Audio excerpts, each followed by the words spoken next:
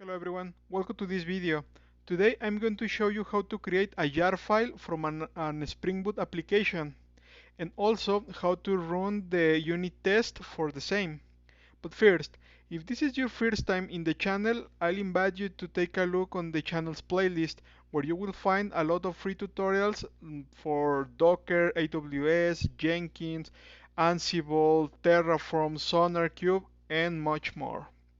Okay, let me show you what I have for this application. Here we have the pom file where all the dependencies and the application configuration is defined, and also we have the source directory where all the code is, and also we have the target directory where the jar file will be saved, but now it should be empty. As you can see, it's empty at the moment. Okay, then in order to create the jar file, I'm going to run nvn the go clean and package. I'm going to package my application and create a jar file. For this one, it will download all the dependencies that are required, and also it will run all the unit testing that is defined for this application.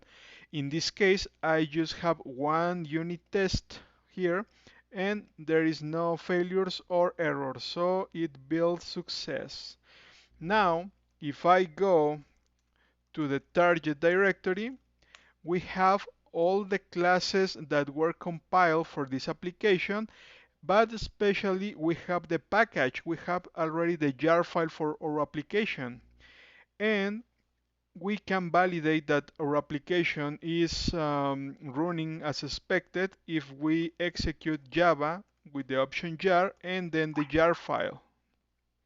If I do this, it will try to start the application, and it will start it in the port 8082.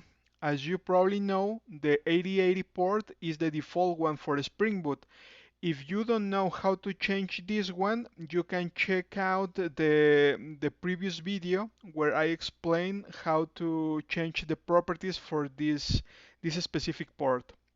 Now, I can go to the browser and verify that my application is up. Localhost port 8082.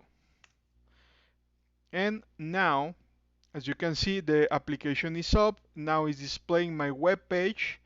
And if I go back to the terminal and stop the process and then refresh this, now is not up the application.